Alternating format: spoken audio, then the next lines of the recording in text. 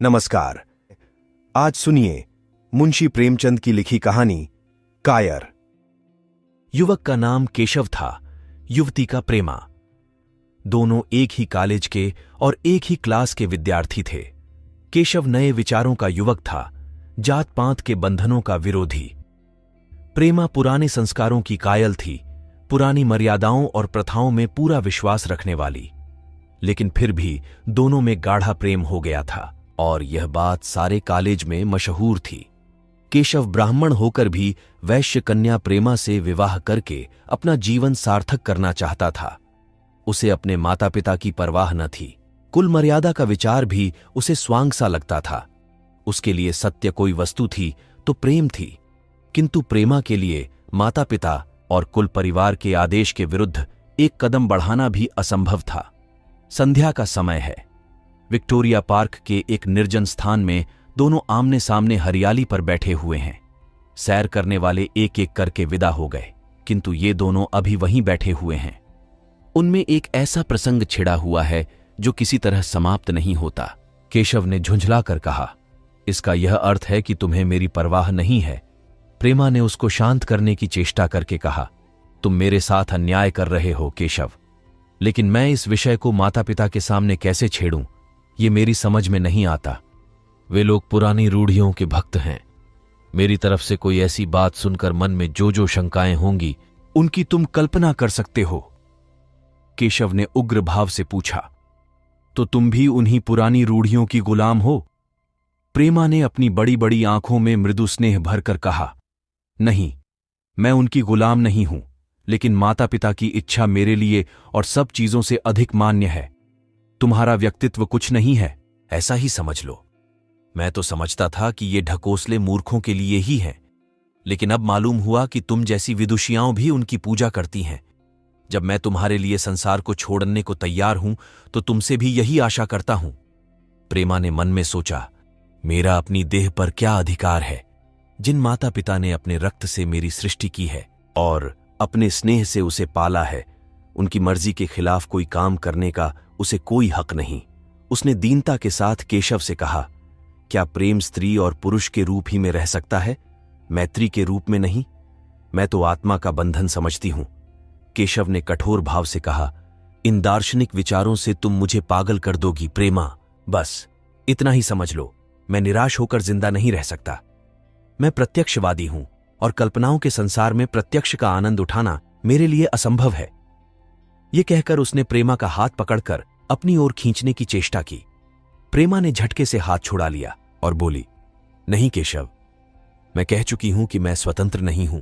तुम मुझसे वह चीज न मांगो जिस पर मेरा कोई अधिकार नहीं है।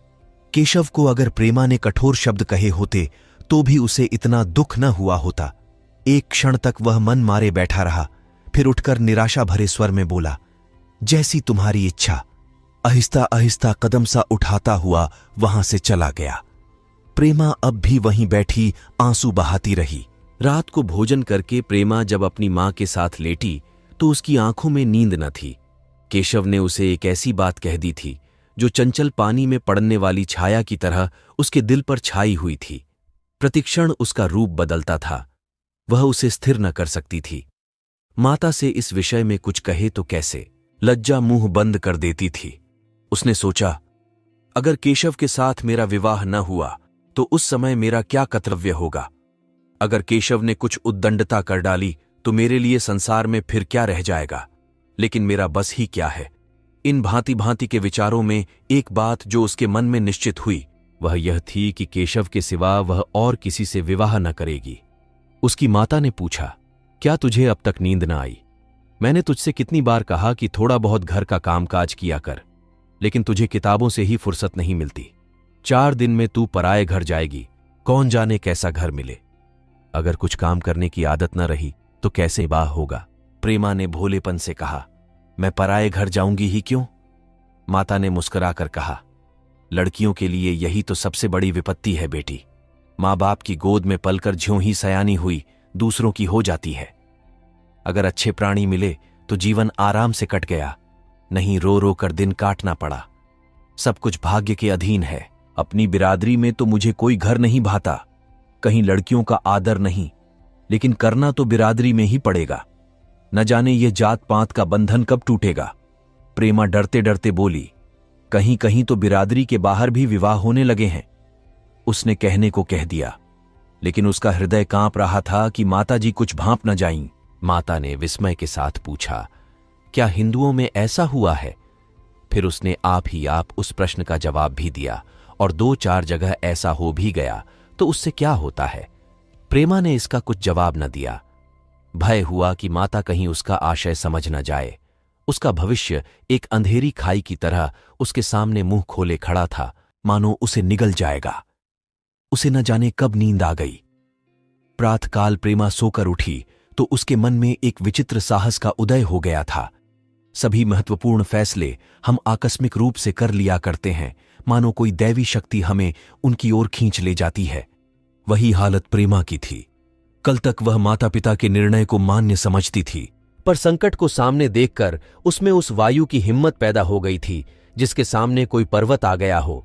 वही मंद वायु प्रबल वेग से पर्वत के मस्तक पर चढ़ जाती है और उसे कुचलती हुई दूसरी तरफ जा पहुंचती है। प्रेमा मन में सोच रही थी, मानो यह देह माता पिता की है, किंतु आत्मा तो मेरी है। मेरी आत्मा को जो कुछ भुगतना पड़ेगा वह इसी देह से तो भुगतना पड़ेगा। अब वह इस विषय में संकोच करना अनुचित ही नहीं, घातक समझ रही थी। अपने जीवन को क्यों एक झूठे सम्मान पर बलिदान करे। उसने सोचा, विवाह का आधार अगर प्रेम न हो तो वह देह का विक्रय है। आत्मसमर्पण क्यों बिना प्रेम के भी हो सकता है। इस कल्पना ही से कि न जाने किस अपरिचित युवक से उसका विवाह हो जाएगा, उसका हृदय विद्रोह कर उठा। वह अभी नाश्ता करके कुछ पढ़ने जा रही थी कि उसके पिता ने प्यार से पुकारा, मैं कल तुम्हारे प्रिंसिपल के पास गया था, वे तुम्हारी बड़ी तारीफ कर रहे थे। प्रेमा ने सरल भाव से कहा, आप तो यूं ही कहा करते हैं। नहीं, सच। ये कहते हुए उन्होंने अपनी मेज की दराज खोली और मखमली चौखटों में जड़ी हुई एक तस्वीर निकालकर उसे दिखाते हुए बोले, यह लड़का IGCS के इम्तिहान में प्रथम आया है। इसका नाम तो तुमने सुना होगा। बूढ़े पिता ने ऐसी भूमिका बांध दी थी कि मां उनका आशय न समझ सकी, लेकिन प्रेमा भांप गई। उनका मन तीर की भांति लक्ष्य पर जा पहुंचा। उसने बिना तस्वीर की ओर देखे ही कहा, नहीं, मैंने तो उसका नाम नहीं सुना। पिता ने बनावटी आश्चर्य से कहा, क्या तुमने उसका नाम ही नहीं सुना? आज के दैनिक पत्र में उसका चित्र और जीवन वृत्तांत छपा है। प्रेमा ने रुखाई से जवाब दिया होगा, मगर मैं तो उस परीक्षा का कोई महत्व नहीं समझती। मैं तो समझती हूं जो लोग इस परीक्षा में बैठते हैं वे पल्ले सिर के स्वार्थी होते हैं। आखिर उनका उद्देश्य इसके सिवा और क्या होता है कि अपने गरीब, निर्धन, दलित भाइयों पर शासन करें और खूब धन संचय करें। यह तो जीवन का कोई ऊंचा उद्देश्य नहीं है। इस आपत्ति में जलन थी, अन्याय था, निर्दयता थी। पिताजी ने समझा था प्रेमा यह बखान सुनकर लट्टू हो जाएगी। यह जवाब सुनकर तीखे स्वर में बोले, तू तो ऐसी बातें कर रही है जैसे तेरे लिए धन और अधिकार का कोई मूल्य ही नहीं। प्रेमा ने ढिठाई से कहा, हां, मैं तो इसका मूल्य नहीं समझती। मैं तो आदमी में त्याग देखती हूं। मैं ऐसे युवकों को जानती हूं जिन्हें यह पद जबरदस्ती भी दिया जाए तो स्वीकार न करेंगे। पिता ने उपहास के ढंग से कहा, यह तो आज मैंने नई बात सुनी। मैं तो देखता हूं कि छोटी छोटी नौकरियों के लिए लोग मारे मारे फिरते हैं। मैं जरा उस लड़के की सूरत देखना चाहता हूं जिसमें इतना त्याग हो। मैं तो उसकी पूजा करूंगा। शायद किसी दूसरे अवसर पर यह शब्द सुनकर प्रेमा लज्जा से सिर झुका लेती, पर इस समय उसकी दशा उस सिपाही की सी थी जिसके पीछे गहरी खाई हो। आगे बढ़ने के सिवा उसके लिए और कोई मार्ग न था।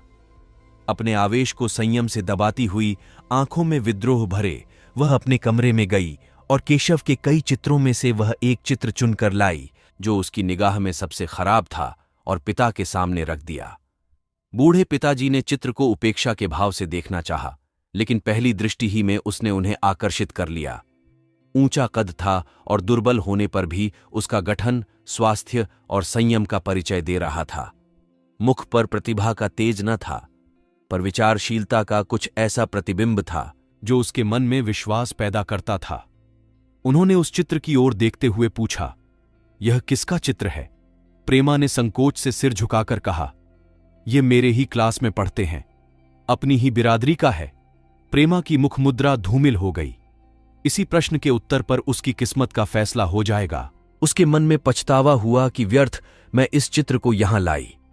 उसमें एक क्षण के लिए जो दृढ़ता आई थी वह इस पैने प्रश्न के सामने कातर हो उठी। दबी हुई आवाज में बोली, जी नहीं, वह ब्राह्मण है। और यह कहने के साथ ही क्षुब्ध होकर कमरे से निकल गई, मानो यहां की वायु में उसका गला घुटा जा रहा हो और दीवार की आड़ में होकर रोने लगी।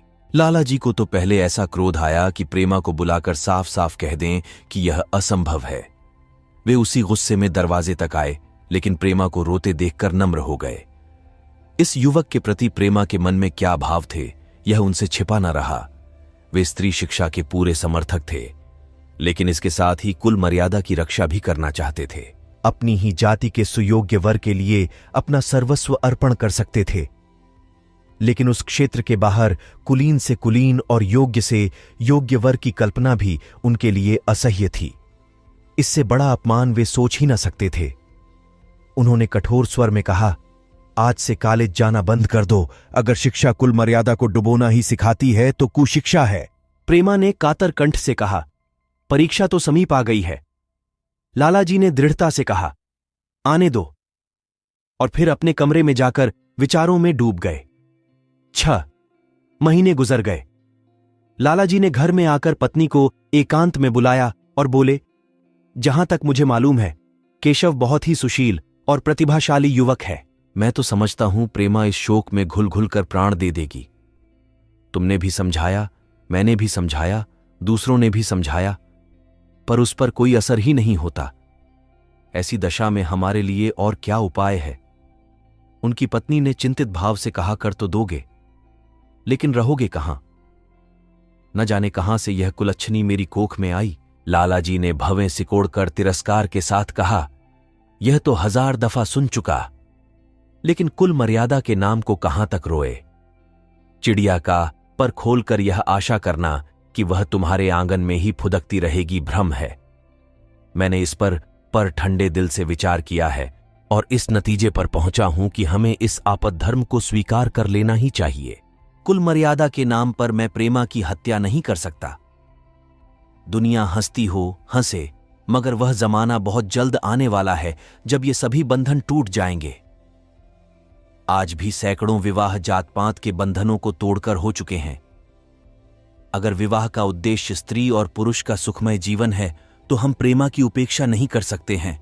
वृद्धा ने क्षुब्ध होकर कहा, जब तुम्हारी यही इच्छा है तो मुझसे क्या पूछते हैं?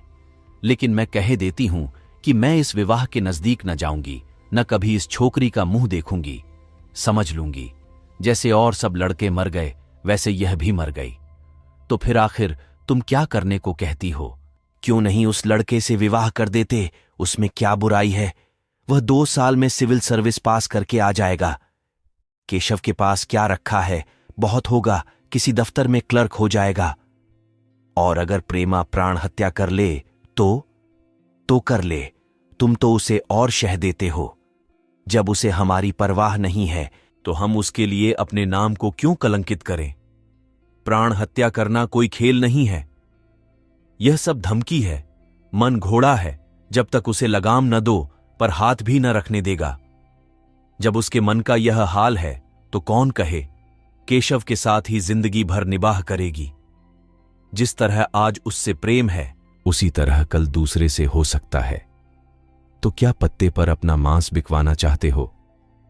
लाला जी ने स्त्री को प्रश्न सूचक दृष्टि से देखकर कहा, और अगर वह कल खुद जाकर केशव से विवाह कर ले तो तुम क्या कर लोगी?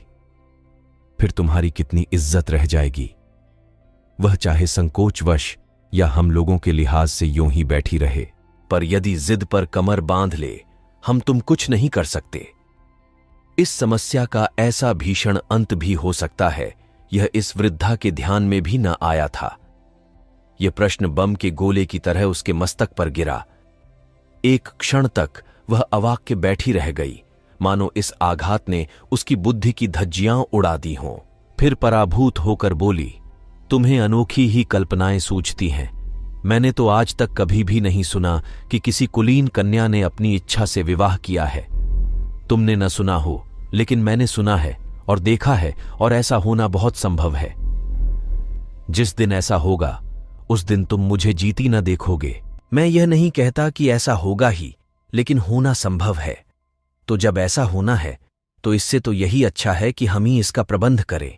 जब नाक ही कट रही है तो तेज छुरी से क्यों न कटे।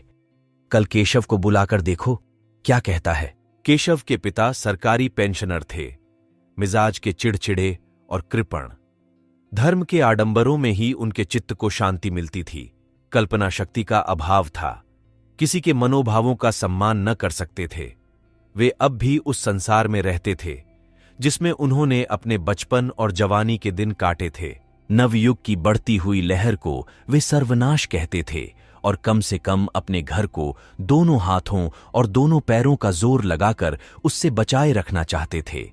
इसलिए जब एक दिन प्रेमा के पिता उसके पास पहुंचे और केशव से प्रेमा के विवाह का प्रस्ताव किया तो बूढ़े पंडित जी अपने आप में न रह सके। धुंधली आंखें फाड़कर बोले, आप भंग तो नहीं खा गए हैं? इस तरह का संबंध और चाहे जो कुछ हो विवाह नहीं है। मालूम होता है आपको भी नए जमाने की हवा लग गई। बूढ़े बाबूजी ने नम्रता से कहा, मैं खुद ऐसा संबंध नहीं पसंद करता। इस विषय में मेरे भी वही विचार हैं जो आपके, पर बात ऐसी आ पड़ी है कि मुझे विवश होकर आपकी सेवा में आना पड़ा। आजकल के लड़के और लड़कियां कितने स्वेच्छाचारी हो गए हैं, यह तो आप जानते ही हैं। हम बूढ़े लोगों के लिए अब अपने सिद्धांतों की रक्षा करना कठिन हो गया है। आपको शर्म नहीं आती? हम ब्राह्मण हैं और ब्राह्मणों में भी कुलीन। ब्राह्मण कितने ही पतित हो गए हों, इतने मर्यादा शून्य नहीं हुए हैं कि बनिए बक्कालों की लड़की से विवाह करते फिरें। जिस दिन कुलीन ब्राह्मणों में लड़कियां न रहेंगी उस दिन यह समस्या उपस्थित हो सकती है। मैं कहता हूं, आपको मुझसे यह बात कहने का साहस कैसे हुआ? बूढ़े बाबूजी जितना ही दबते थे उतना ही पंडित जी बिगड़ते थे। यहां तक कि लाला जी अपना अपमान ज्यादा न सह सके और अपनी तकदीर को कोसते हुए चले गए। उसी वक्त केशव कॉलेज से आया। पंडित जी ने तुरंत उसे बुलाकर कठोर कंठ से कहा, मैंने सुना है तुमने किसी बनिए की लड़की से अपना विवाह कर लिया है। यह खबर कहां तक सही है? केशव ने अनजान बनकर पूछा। आपसे किसने कहा? किसी ने कहा। मैं पूछता हूं, यह बात ठीक है या नहीं? अगर ठीक है और तुमने अपनी मर्यादा को डुबाना निश्चय कर लिया है तो तुम्हारे लिए हमारे घर में कोई स्थान नहीं। तुम्हें मेरी कमाई का एक ढेला भी नहीं मिलता। मेरे पास जो कुछ है वह मेरी अपनी कमाई है। मुझे अख्तियार है कि मैं उसे जिसे चाहूं दे दूं। तुम यह अनीति करके मेरे घर में कदम नहीं रख सकते। केशव पिता के स्वभाव से परिचित था। प्रेमा से उसे प्रेम था। वह गुप्त रूप से प्रेमा से विवाह कर लेना चाहता था। बाप हमेशा तो बैठे न रहेंगे। माता के स्नेह पर उसे विश्वास था। उस प्रेम की तरंग में वह सारे कष्टों को झेलने के लिए तैयार मालूम होता था। लेकिन जैसे कोई कायर सिपाही बंदूक के सामने जाकर हिम्मत खो बैठता है और कदम पीछे हटा लेता है, वही दशा केशव की हुई। वह साधारण युवकों की तरह सिद्धांतों के लिए बड़े बड़े तर्क कर सकता था, जबान से उनमें अपनी भक्ति की दोहाई दे सकता था, लेकिन इसके लिए यातनाएं झेलने की सामर्थ्य उसमें न थी। अगर वह अपनी जिद पर अड़ा और पिता ने भी अपनी टेक रखी तो उसका कहां ठिकाना लगेगा? उसका जीवन ही नष्ट हो जाएगा। उसने दबी जबान से कहा, जिसने आपसे यह कहा है बिल्कुल झूठ कहा है। पंडित जी ने तीव्र नेत्रों से देखकर कहा, तो यह खबर बिल्कुल गलत है। जी हां, बिल्कुल गलत। तो तुम आज ही इसी वक्त उस बनिए को खत लिख दो और याद रखो कि अगर इस तरह की चर्चा फिर कभी उठी तो तुम्हारा सबसे बड़ा शत्रु होऊंगा। बस जाओ। केशव और कुछ न कह सका।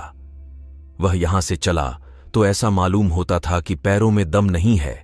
दूसरे दिन प्रेमा ने केशव के नाम यह पत्र लिखा। प्रिय केशव, तुम्हारे पूज्य पिताजी ने लाला जी के साथ जो अशिष्ट और अपमानजनक व्यवहार किया है उसका हाल सुनकर मेरे मन में बड़ी शंका उत्पन्न हो रही है। शायद उन्होंने तुम्हें भी डांट फटकार बताई होगी। ऐसी दशा में मैं तुम्हारा निश्चय सुनने के लिए विकल हो रही हूं। तुम्हारे साथ हर तरह का कष्ट झेलने को तैयार हूं। मुझे तुम्हारे पिताजी की संपत्ति का मोह नहीं है। मैं तो केवल तुम्हारा प्रेम चाहती हूं और उसी में प्रसन्न हूं। आज शाम को यहीं आकर भोजन करो। दादा और माँ दोनों तुमसे मिलने के लिए बहुत इच्छुक हैं। मैं वह स्वप्न देखने में मग्न हूं जब हम दोनों उस सूत्र में बंध जाएंगे जो टूटना नहीं जानता, जो बड़ी से बड़ी आपत्ति में भी अटूट रहता है। तुम्हारी प्रेमा। संध्या हो गई और इस पत्र का कोई जवाब ना आया। उसकी माता बार बार पूछती थी, केशव आए नहीं। बूढ़े लाला भी द्वार की ओर आंख लगाए बैठे थे। यहां तक कि रात के 9 बज गए, पर न तो केशव ही आए न उनका पत्र। प्रेमा के मन में भांति भांति के संकल्प विकल्प उठ रहे थे। कदाचित उन्हें पत्र लिखने का अवकाश न मिला होगा, या आज आने की फुर्सत न मिली होगी, कल अवश्य आ जाएंगे। केशव ने पहले उसके पास जो प्रेम पत्र लिखे थे उन सबको उसने फिर पढ़ा। उनके एक एक शब्द से कितना अनुराग टपक रहा था, उनमें कितना कंपन था, कितनी विकलता, कितनी तीव्र आकांक्षा। फिर उसे केशव के वे वाक्य याद आए जो उसने सैकड़ों ही बार कहे थे। कितनी बार वह उसके सामने रोया था। इतने प्रमाणों के होते हुए निराशा के लिए कहां स्थान था, मगर फिर भी सारी रात उसका मन जैसे सूली पर टंगा रहा। प्राकाल केशव का जवाब आया। प्रेमा ने कांपते हुए हाथों से पत्र लेकर पढ़ा। पत्र हाथ से गिर गया। ऐसा जान पड़ा मानो उसकी देह का रक्त स्थिर हो गया हो। लिखा था, मैं बड़े संकट में हूं कि तुम्हें क्या जवाब दूं। मैंने इधर इस समस्या पर खूब ठंडे दिल से विचार किया है और इस नतीजे पर पहुंचा हूं कि वर्तमान दशाओं में मेरे लिए पिता की आज्ञा की उपेक्षा करना दुस्सह है। मुझे कायर न समझना। मैं स्वार्थी भी नहीं हूं, लेकिन मेरे सामने जो बाधाएं हैं उन पर विजय पाने की शक्ति मुझमें नहीं है। पुरानी बातों को भूल जाओ। उस समय मैंने इन बाधाओं की कल्पना न की थी। प्रेमा ने एक लंबी, गहरी, जलती हुई सांस खींची और उस खत को फाड़कर फेंक दिया। उसकी आंखों से अश्रुधार बहने लगी। जिस केशव को उसने अपने अंतकरण से वर लिया था, वह इतना निष्ठुर हो जाएगा, इसकी उसको रत्ती भर भी आशा न थी। ऐसा मालूम पड़ा मानो अब तक वह कोई सुनहला स्वप्न देख रही थी, पर आंख खुलने पर वह सब कुछ अदृश्य हो गया। जीवन में जब आशा ही लुप्त हो गई तो अब अंधकार के सिवा और क्या रहा। अपने हृदय की सारी संपत्ति लगाकर उसने एक नाव लदवाई थी। वह नाव जलमग्न हो गई। अब दूसरी नाव कौन वहां से लदवाए। अगर वह नाव टूटी है तो उसके साथ वह भी डूब जाएगी। माता ने पूछा, क्या केशव का पत्र है? प्रेमा ने भूमि की ओर ताकते हुए कहा, हां, उनकी तबीयत अच्छी नहीं है। इसके सिवा वह और क्या कहे। केशव की निष्ठुरता और बेवफाई का समाचार कहकर लज्जित होने का साहस उसमें न था। दिन भर वह घर के काम धंधों में लगी रही, मानो उसे कोई चिंता ही नहीं है। रात को उसने सबको भोजन कराया, खुद भी भोजन किया और बड़ी देर हारमोनियम पर गाती रही। मगर सबेरा हुआ तो उसके कमरे में उसकी लाश पड़ी हुई थी। प्रभात की सुनहरी किरणें उसके पीले मुख को जीवन की आभा प्रदान कर रही थीं। आप सुन रहे थे मुंशी प्रेमचंद की लिखी कहानी कायर।